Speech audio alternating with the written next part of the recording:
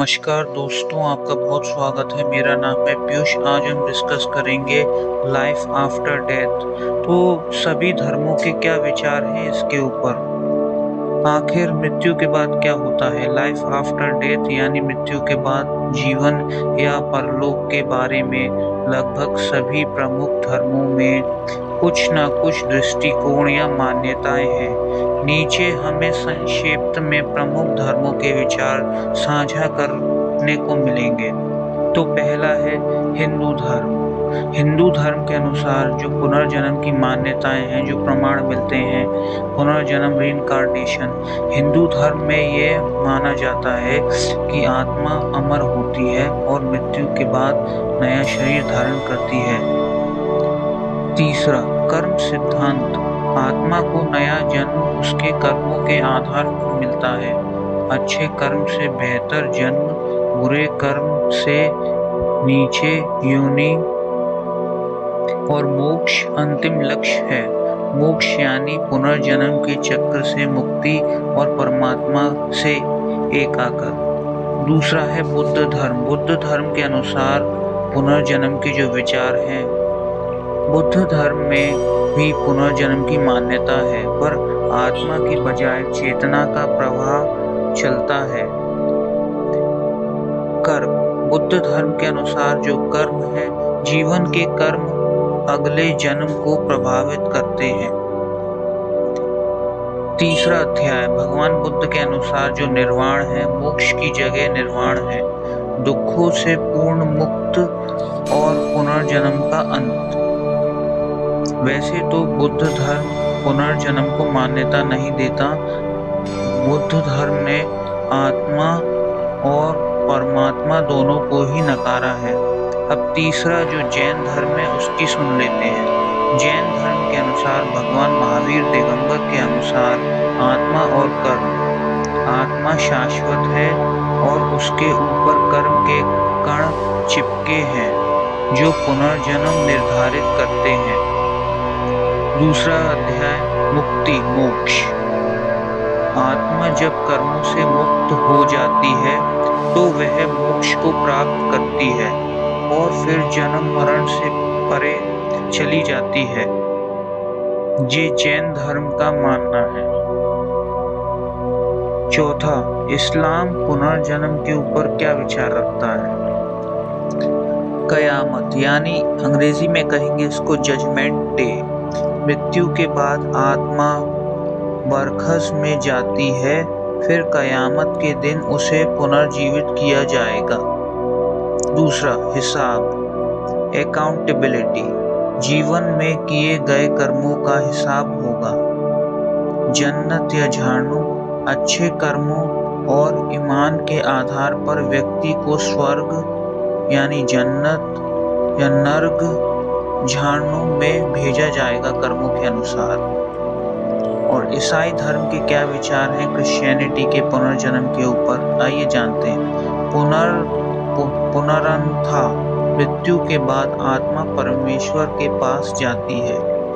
अंत समय में शरीर का पुनरुत्थान होगा।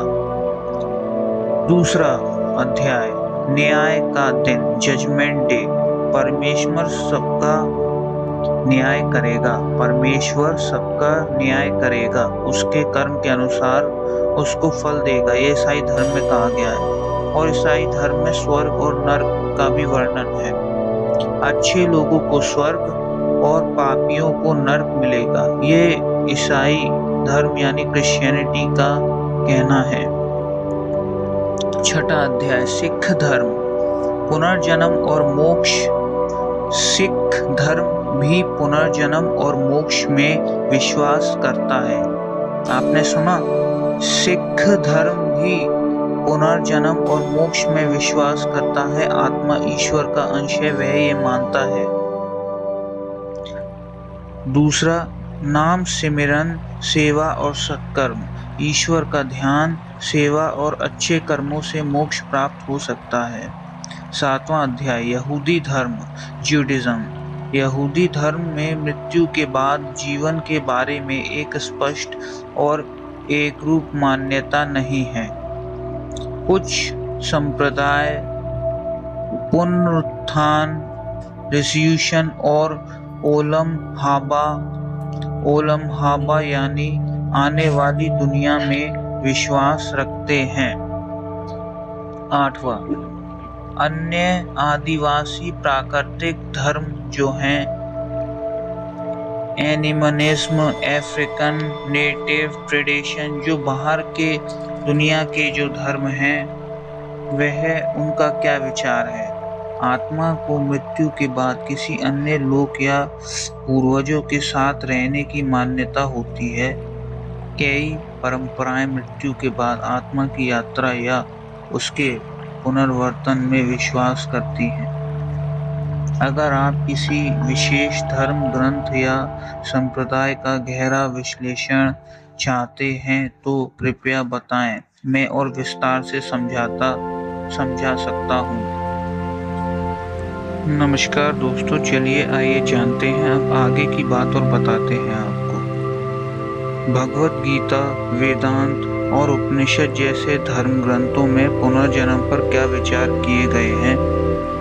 ये तीनों ही सनातन हिंदू दर्शन के मूल्य आधार हैं और ये पुनर्जन्म तथा आत्मा के विशेष में गहन दृष्टिकोण प्रस्तुत करते हैं। आइए क्रमवार समझते हैं कि इन ग्रंथों में पुनर्जन्म या मृत्यु के बाद जीवन को लेकर क्या विचार है। पहला है भगवत गीता, जो पुनर्जन्म में विश्वास करता है। भगवत गीता के अनुसार पुनर्जन्म पे जो विचार हैं, भगवत गीता में श्री कृष्ण अर्जुन को आत्मा, मृत्यु और पुनर्जन्म के बारे में स्पष्ट ज्ञान देते हैं। भगवान श्री कृष्ण का कहना है, आत्मा अमर है, न जायते म्रियते व कदाचिन नाय भूत्वा भवेता व न भूय। अर्थ, आत्मा कभी न जन्म लेती है न मरती है, वह ना तो उत्पन्न होती है ना ही उसका विनाश होता है। शरीर बदलता है, आत्मा नहीं। वासांसि जीर्णानि यथा विहाय नवानि गृह्णाति नरोपराणि तथा शरीराणि विहाय जीर्ण नयानि संयत नवानि देहि।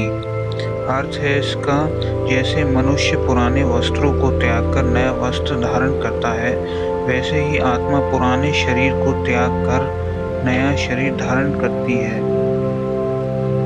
कर्म के अनुसार जन्म।